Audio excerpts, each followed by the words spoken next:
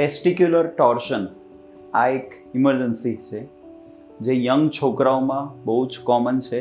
18થી 20 વર્ષની ઉંમરની છોકરાઓમાં જ્યારે કોઈ પણ એક ગોળી સડનલી ફરી જાય એની ધરા ઉપર ને એ ટોર્ઝન કહેવાય. ટોર્ઝન એટલે કે એ ટ્વિસ્ટ થઈ જાય આખી, અને એના લીધે એમાં રક્ત પ્રવાહ બંધ થઈ જાય અથવા ઓછો થઈ જાય.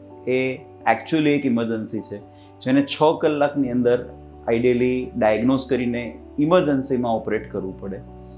ક્રિશ અહીંયા સ્કૂલમાં ભણે છે અને કોલેજમાં ભણે છે, અને ઇમરજન્સીમાં જ્યારે બતાવવા માટે આવ્યો ત્યારે એને ટેસ્ટિક્યુલર ટોર્ઝન, રાઈટ સાઈડની ટેસ્ટિક્યુલર ટોર્ઝનને ઓલમોસ્ટ 16 કલાક વીતી ગયા હતા.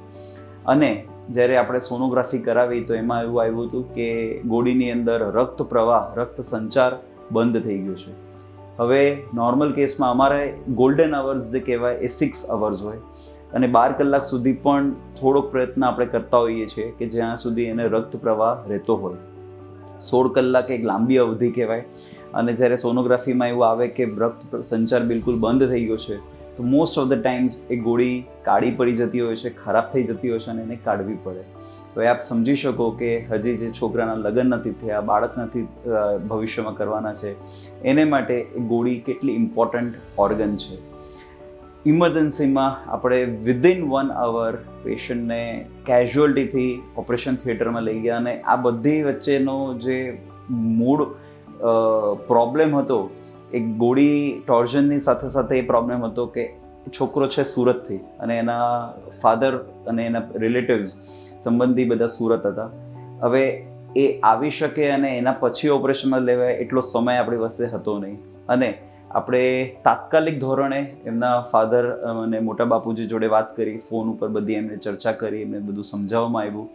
એમની સાથે હવે આ 18 વર્ષનો છોકરો છે અને એના ફ્રેન્ડની કન્સેન્ટ એટલે કે સહી સંમતિ લઈને તથા એમની ફોન ઉપર આપણે વર્બલ કન્સેન્ટ લેવી પડી, અને તાત્કાલિક રીતે ઓપરેશનમાં લઈ ગયા. એક કહેવાય ને કે આ એક બહુ જ નાજુક પરિસ્થિતિ હતી, અને એમાં એક ડૉક્ટર તરીકે અમારી પણ રિસ્પોન્સિબિલિટી બનતી હોય કે એને જેટલું હું એના પેરેન્ટ્સના એબ્સન્સમાં, એના પેરેન્ટ્સની ગેરહાજરીમાં હું જેટલું એનો મદદ કરી શકું, એક મોટા ભાઈ તરીકે કદાચ એને મદદ કરી શકું, એવી મારી એક લાગણી અને એક ભાવના સાથે જ્યારે ઓપરેશનમાં ગયા.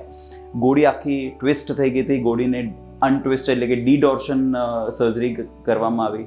હવે કારણ કે રક્ત પ્રવાહ બંધ થઈ ગયો હતો, પરંતુ મારે અંદરથી એવી ભાવના હતી કે બને ત્યાં સુધી આપણે ગોળી બચાવવાનો પ્રયત્ન કરશું. અમુક મેજર્સ, અમુક પ્રયત્ન કર્યા, અને ઓલમોસ્ટ 45 મિનિટ સુધી આપણે રાહ જોઈ, અને ઓપરેશન દરમિયાન જ ફરીથી સોનોગ્રાફી એટલે કે ડોપલર ટેસ્ટ કરવામાં આવ્યું, જેમાં એક રીતે રક્ત સંચાર ફરીથી ઇસ્ટેબ્લિશ થયો, એટલે કે રક્ત આવવાનું ફરીથી ચાલુ થયું, અને એ કરીને આપણે એ ગોળીને બચાવી શક્યા. સાથે સાથે બીજી ગોળીને પણ આપણે ફિક્સ કરવી પડે કે જેથી ભવિષ્યમાં એ ગોળી પણ ટ્વિસ્ટ ન થઈ જાય. 48 કલાકની અંદર આજે એ ડિસ્ચાર્જ કરીને સુરત જવા માટે રેડી છે. ફરીથી આપણે આજે પણ સોનોગ્રાફી કરીને એમાં સરસ રીતે અંદર બ્લડ ફ્લો થઈ રહ્યો છે, ગોળી બચી ગઈ છે, એનો આપણને આનંદ છે. એમના પેરેન્ટ્સની ગેરહાજરીમાં પણ આપણે આવું જટિલ ઓપરેશન કરી શક્યા અને સક્સેસફુલી પાર પાડી શકે એનો અમને ખરેખર આનંદ છે. ભવિષ્યમાં એ છોકરાને આગળ પ્રગતિ થાય અને એનું સ્વાસ્થ્ય સારું રહે એના માટે આપણે ભગવાનથી, ઈશ્વરથી પ્રાર્થના કરીએ છીએ. તથા એક સંદેશ આપવા માંગીશ બધાને કે ટેસ્ટિક્યુલર ટોર્ઝન એટલે કે કોઈ પણ છોકરામાં, યંગ છોકરામાં જો ગોળીમાં દુખાવો થાય તો એને પ્લીઝ ઇગ્નોર કરો નહીં, એને પ્લીઝ અવગણો નહીં. તાત્કાલિક એક યુરોલોજિસ્ટ ડૉક્ટર અથવા કોઈ બી ડૉક્ટર પાસે બતાવવા જાઓ.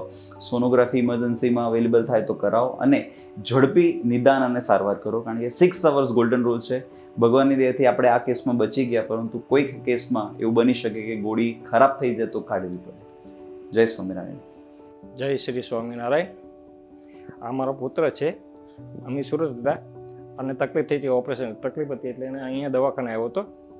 ત્યારબાદ ત્યાંથી એ ઓપરેશનમાં એવી તકલીફ હતી કે એને તાત્કાલિક કરવું પડ્યું હતું.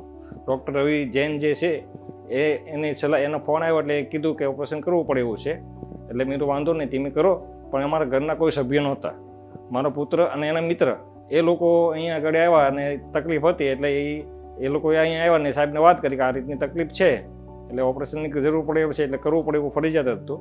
એટલે રવિ સર હારે વાત કરી ત્યાંથી ફોન પર સુરતથી, અને પછી ઓપરેશન ચાલુ કર્યું. ત્યાર પછી અહીંયા હોસ્પિટલનો સ્ટાફ પણ સારો છે, ત્યાર પછી આ સર્વિસ લોકો પણ માણસો સારા છે, અને રસોઈ ટાઈમે ટાઈમે આવતું હતું, એ બધું સારું જ છે. જય સ્વામિનારાયણ. મને બેઝિકલી રાત્રે સોજો થઈ ગયો હતો, એટલે એનો દુખાવો થતો હતો, તો ઇમરજન્સીમાં અહીંયા આવ્યો હતો અને મને ત્યારે ઇન્જેક્શનને રિલીફ આપ્યું હતું. પણ સવારમાં તો થોડોક વધુ સોજો થયો, એટલે અહીંયા આવીને ડાયરેક્ટ સોનોગ્રાફી કરાવી અને ડાયરેક્ટ મેડમે એમ કીધું હતું કે ઓપરેશન કરવું પડશે. એટલે પછી સરને બોલાવી લીધા હતા. સર તરત 15 મિનિટમાં આવી ગયા અને પછી કામ શરૂ કરી દીધું. ઓપરેશન મારે કલાક જેટલું ચાલ્યું હતું, અને પછી એમાં એવું હતું કે ગોળી કાઢવી પડે એવું હતું, કા નોર્મલી થઈ જાય, એટલે ચાન્સ બહુ ઓછા હતા. પણ સરે મહેનત કરી દીધી, સારી મહેનત કરી દીધી અને સારું કરી દીધું. અત્યારે એટલો કંઈ પ્રોબ્લેમ છે નહીં, અત્યારે બહુ સારું છે, અને હોસ્પિટલમાં પણ સારું છે, અને ઘડીકે સ્ટાફ આવે છે, હેલ્પ કરે છે.